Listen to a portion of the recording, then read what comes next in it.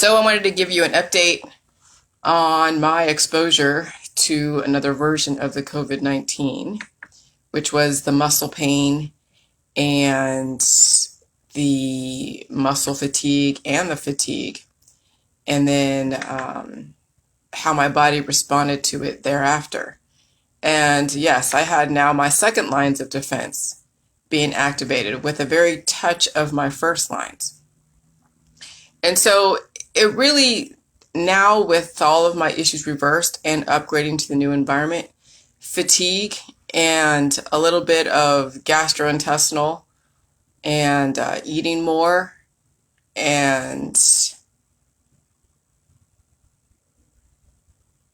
blowing my nose and stuff, that's pretty much all I have to deal with. Okay.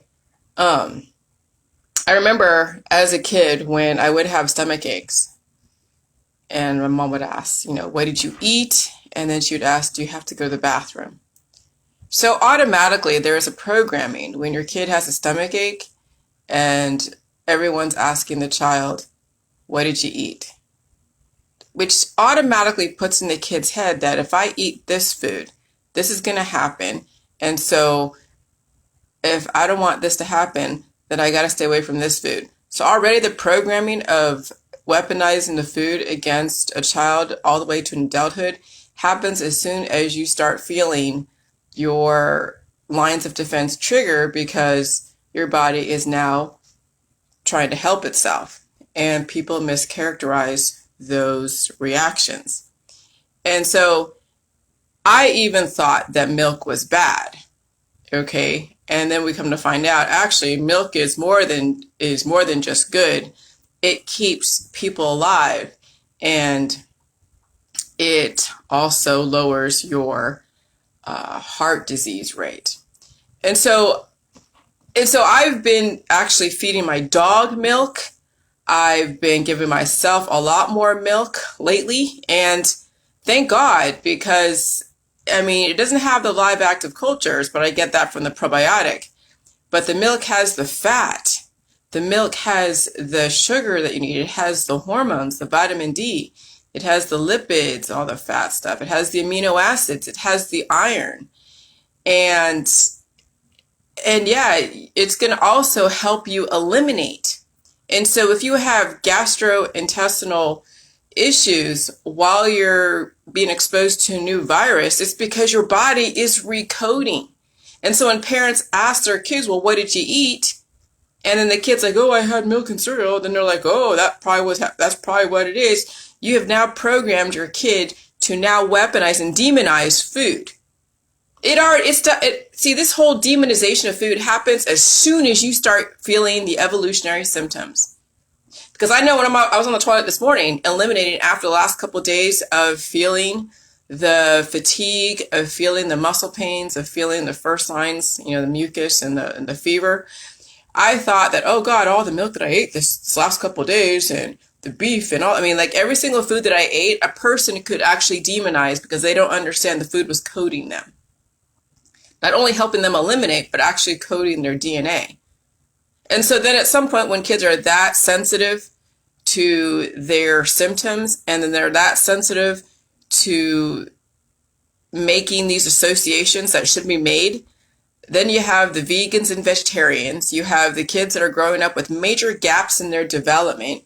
You have people who are politically against food, to where they're willing to sacrifice themselves because they don't understand the power of the meat, the milk, the cheese, the eggs, all of that.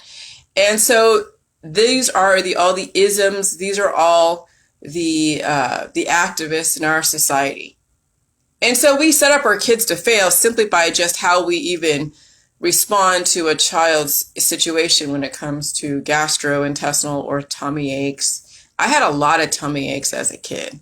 I remember just writhing on the floor in the morning, early in the morning, just in pain, because my body was trying to code. I was a starving orphan.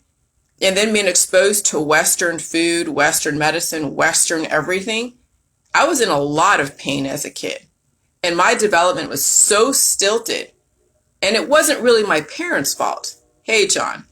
But it was the fact that they already brought in their own issues around food. So they were withholding a lot of sugar from us. We only get a little bit. We had a lot of milk and protein, but we couldn't have all the sweet stuff. So I remember always like, sneaking food because I was always hungry as a kid, and they were always withholding the hostess like Twinkies and the hostess cup. I mean, I probably could have really developed even more so and maybe lessen the gaps in my development if I could have had all the hostesses Twinkies and the cupcakes and all the junk food that they withheld from me. And so they were feeding us all the sugar-free stuff, which is not a bad thing. It's still minerals, but you need sugar. The body, for it to actually code your DNA and support those ladder structures to hold those little hydrogen bonds of acids called the Gattaca, you need sugar. And so not the organic shit. I mean, you don't need organic sugar. You just need sugar, refined or organic or whatever the hell. But I mean, anytime you go into the organic world, you have now lessened the innovation. You have stilted the intelligence in your kids, in yourself, and in everyone around you because you can't handle complex foods. And so I've been eating so much complex foods to match these viral exposures. And yeah, I was asleep for half the day yesterday. But I had the luxury because I set up my life to deal with these viruses. My husband, he's built like a brick shit house, so he has a lot of he has a lot of something to him to handle this environment. I mean, when I met him, he was out there in the snow with barely a jacket on, snow plowing the streets as part of his job, as his seasonal job. And I'm coming from California going like, what the hell did I just walk into as far as the lifestyle? Because life is so different over here, but the people here are built freaking differently. It's because they eat the meat, the milk, the cheese, the eggs. They're not playing the organic game. They can deal with pain. They're not always taking all their little supplements and all their little crap they do in California or other places in between. And they just weather the storms. And my husband is an example of someone who is just like, I marvel at him, at his abilities, and I marvel at his adaptation, biochemical lifestyle, because he can deal with the extreme weather. And so I'm in the process of working up to that. And so, yeah, I've gained a little bit of weight, not like major amounts. I'm not trying to be a skinny meanie and wrap myself around a pole like a lot of women out there who are trying to live up to an image. But I want to be able to have the mass and the size to me to handle the geographical location that I'm in. And that means that whatever viruses are in the environment, I have to now upgrade myself to the level of that environment, not take all the crap and withhold food from myself because, I have a little tummy ache. Okay? And so now I see like so much. And if I had children, and I don't have any children, if I had children, yeah, it would be a battle bringing them up in this society with all of people's predispositions, all their politics, all their fears. They can't handle pain. Sometimes, I don't know, I trip out on those that are not on the JJ mentality. Even those that are on the JJ mentality, you've unfollowed me a long time ago. I know who you are. Some of you are watching me right now that you haven't contributed to the group. Your husbands or your wives are always disputing my information somehow, and you're still stuck in the holistic allopathic. I know it and you know it. And yeah, you're going to have gaps in your development, and you're not going to be able to handle this virus because what's going to happen is you're so averse to pain that you're not only going to take J juice in reaction to where you dwindle down to nothing and basically not evolve. But then if you're not doing the J juice, then you're going to go turn to all of your organic shit and all the crap that's out there that's in the holistic allopathic. And then the environment is going to cannibalize you and your kids and your husband and your wife. And that is what it is. And so I know that's also prevalent in my JJ community. It's not just those that are off the JJ mentality. There are still people in my JJ community that still don't fucking get it. And I know it and they know it and whatever. I know I keep saying that. But it's still pissing me off because I'm evolving very quickly. And that's the whole point of the JJ mentality, is to evolve with the information. And then take what I'm talking about and do your own research. I give you all the clues and the words: protein solubility, You know, hell, I'm trying to think of all the different words that are out there. The thermodynamics. I mean, right there should tell you that anyone that's in a cured state of decline is not going to survive very long in a dynamic environment because you're not isolated. Okay? Anytime you stop any kind of evolution or any kind of energy and you don't feed it, then you starve it from life. You stop its life force. And so, yeah, oncology is all about stopping life forces. And so that's why cancer disease, chronic illness, and autoimmune disorders are very prevalent in bodies that are at such deficits. Oh, but how you stop the whole cancer disease and chronic, you take so much salt. Remember, the salt puts you in a cured state. Yes, if you get to that point. Some people can't even get to that point because the pain is too great. They can't even get to that point because the pain is too great. So then they're taking everything else. But if you get to a point of where you're drinking so much J juice and you're in a cured state, look at the crypt keepers, look at the mummies, look at beef jerky, and then look at the third law of thermodynamics. An isolated entity in a cured state won't die, but you're not in that isolation. You're in a dynamic environment that the environment's going to work against you because you're not in plastic in a hermetically sealed type of package like beef jerky is. But even sure, over time, beef jerky will eventually disintegrate into nothing because the plastic can't handle the extreme weather. Plastic can't handle high heat. It'll eventually disintegrate. So even beef jerky can't even stand that long because the plastic is still subject to the conditions of the environment. And so is your meat suit. And so you have to continuously evolve. And that means that you got to take your naps. You got to eat a bunch of food. You got to feel the tummy aches. A little bit of, I didn't even have, I would say a diarrhea, but I had the smelliest poop. Yes, I'm sorry, but I have to say that my husband's like, what the hell just left your body? I was like, sorry, it's this virus.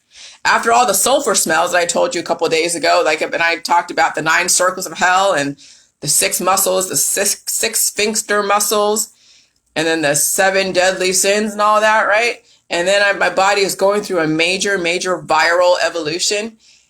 And I'm eating everything in the food supply because I'm coding. I'm coding constantly, coding. And so, yes, the smelly poop, okay, that's what's going to happen. Farting, like, holy shit, like deep farts. Like, I'm telling you, it's like hell when you're going through an evolution. That's why I say it's hell on earth, because people who are constantly evolving and don't understand it, and so they're trying to suppress the energy, but life still wants to live, that's hell for them. Right now, I'm in heaven. Because I understand, not heaven like dead, but I'm in heaven because I understand these symptoms and I'm not resisting them. I'm just going with them and I'm understanding them and I'm feeding them correctly. I'm not resisting. I'm not playing all these games out there that people are playing out there because there's nothing else to do because they don't understand their evolution. And so in low ways, I'm in my own heaven. I've had my boundaries down. I'm not roped into all the bullshit that's out there. And I've given myself so much peace because I'm not subject to other people's terms and conditions. I am subject to my own and I understand them. And I drop seeds and hints to my husband, who is kind of getting it, though he resists a whole lot. Oh, yeah, because he's been, programmed in the Ohio Society, which is interesting. I'm watching a movie called Monsters Inside, and it's about the 24 personalities of Billy Mulligan, and he was severely abused out here in Ohio. And so then they're showing his multiple personalities and how they're all disconnected and disjointed. And it's out of Ohio because he was an Ohio State rapist. And so it's interesting, the California-Ohio connection, that I never really made that correlation, that there is something to just me being alive and me gravitating towards specific things. And so I think we all have a kind of a destiny. Some of you don't realize your destiny because you're resisting it. But if you actually start evolving with the environment, then you'll see there's a reason why everyone crossed your path for some reason or another. And you start you start fulfilling your potential. And you give your kids the same opportunities that you have right now. But there are many parents out there that are not giving their kids the opportunities. And there are going to be major gaps in their development and major gaps in their intellect because you have not only withheld food from your kids, but you have bought into all the different crap that's out there. And it's sad for me to watch, but then I say, I'm like, hey, I'm dropping the information. But yeah, it's painful to evolve in this society when it's so dynamic. It is painful, I'm not going to lie. But now that we have the opportunity to homeschool, we have the opportunity to really like help our kids develop and help them along and be there for them. If you scale down your lifestyle, you can get them to certain levels and teach them a totally different way in responding to evolution. So they're not always squelching their potential. And then eventually we're going to have a new society because all the weak people are going to die off. This virus brings up every single predisposition you have, and it challenges you. Are you going to evolve with this virus, or are you going to resist it? Many people are resisting this virus, and yeah, they're destroying themselves with all the different remedies, prescription drugs, using JJs as a cure. And so, yeah, you hear the mucus in my throat. But yeah, this virus is the balancing force. It's telling you it's black or white. You live or you die. And it's going to accelerate your intentions. And I see it all over Facebook. Everyone's intention is to resist this virus, resist the government, resist the vaccines, resist all this stuff. And guess what? You're depleting yourself. And there's nothing I can do because you feel bad for those that really think that this is going to harm them. It only harms people who don't understand the physics and the chemistry behind the vaccines and behind the environment. Salt is a neutralizing force. If you just tell your friends and family that salt will neutralize whatever program is in the mRNA, you don't have to freaking be an activist. But nobody wants to do that. They're so emotional over all this stuff because they think that people are trying to destroy them. And maybe it's true if you allow it. Remember, there's always entities out there. I don't care who it is, people, places, and things that are trying to take what you have, that are trying to siphon off your resources because they don't have enough. There's always somebody that wants to get something for nothing. And you know that because you see people always haggling over prices at a flea market. Everybody wants to get something for nothing. Okay? And it's up to you to figure out what your worth is. And so the government is kind of magnifying what you already do at a flea market when you're trying to get that shawl for $9 instead of $20. They're trying to get you for everything they can and destroy you along the way. And you have the ability, not resist it, but to find ways to strategize neutralizing their intentions. Because you can't resist what's out there. Even with the vaccines, all the shedding goes into the atmosphere. Somebody said, I think Alex Jones said last night, because my husband was watching him, and he was like, "Oh my God, Jillian, listen to this." And he's like, "Yeah, the nanoparticles in the virus actually it seeps through the skin, and this was made by Doctor this and Doctor that, and over here in China." I'm like, "Oh yeah, well, I wouldn't be surprised, but it doesn't even matter." Okay, somebody released some kind of virus, regardless of where it came from. Now you got to deal with it. But you have the strategy of salt, but not keep doing JJ continuously. Reset your body so you can handle the new programming, and then feed all the viruses and the variants, because you know people are mutating them all over the place. Feed all the viruses and the variants, all the food in the food supply, and deal with the first and second lines of defense. So you don't end up triggering the third lines, which is cancer disease, chronic illness, and autoimmune disorders. And so I'm not particularly concerned about all the activism out there and everyone going out and going like, "Oh my God," with all the mandates. You know, if I ever am faced with having to do some kind of vector, which I might do it voluntarily a couple months from now, but the salt is the neutralizing force. Do a few waterfalls, eat all the food in the food supply. I was exposed to people who have been vaccinated, and I did experience some of the symptoms, and I'm still alive. I'm fine. I was able to overwhelm that programming and redirect the programming to where my primary antibody programming was the one that was predominant, and it overwhelmed and overtook whatever that vector or the secondary shedding from that person was trying to do. Because there's always someone out there that's going to try to, again, overwhelm you, overtake you, get something for nothing. And then you always have to figure out how to strategize not to be possessed by people, places, and things, as well as viruses and microbes. I mean, look, the parasites, and people have deficits in their body. They got a lot of parasites, not because the parasites want to overwhelm them. It's they are mediators. And so when you are more at a deficit, you have more mediators until the mediators take over. That's your microbiome that needs to be balanced out. And you have so much viral programming that's so fast in its replication. That's called cancer. You got to be able to neutralize that, not like destroy it, because you don't want to destroy any kind of life. You want to neutralize the fast replicating life and still give energy to the sluggish life in your body. So that way you can finally kick out anything that is really anomalous. And so that's what my body was doing the last couple of days, was kicking out the anomalous entities, but still coding and adapting to some aspects of this atmosphere. So I just, I'm getting better at explaining this. And as I keep dealing with all these new variants, it's making me smarter and it's making other people dumber. I mean, I got to be honest, because they're not coding their body. They're not eating all the food in the food supply. They're so dependent on the vectors that the vectors are working against them because it attacks their evolution. So yeah, you're in a cured state and you're enjoying life right now. But then again, like, what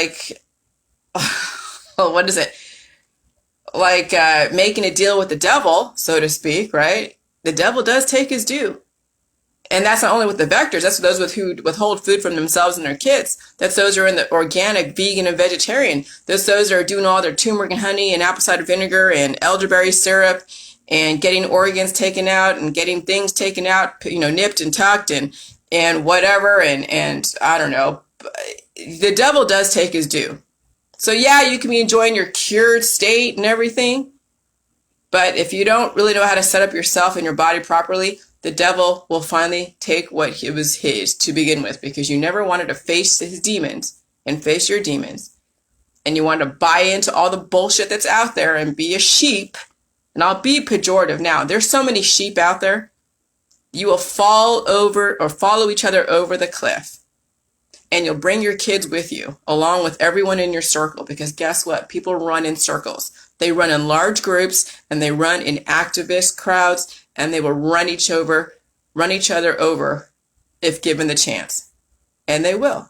People will sacrifice their friends and family all the time because they let them. So anyways, I'm going to go and do my thing, but I'm telling you, viruses are the catalyst to it all. The viruses will accelerate your intentions. If you want to destroy yourself, the virus will say, hey, okay, yeah, I will give you the energy to destroy yourself. If you want to evolve yourself, the virus will help you evolve yourself. But it means you have to eat all the food in the food supply, and you must deal with your first and second lines of defense and not resist it. And you must teach your kids not to assume that because they ate a food that caused their issue. No, the food is coding, and it's not something to weaponize or demonize. And again, parents demonize food to their children at a very young age because they don't understand the first and second lines of defense. So, good luck to y'all. You're going to need it. Bye.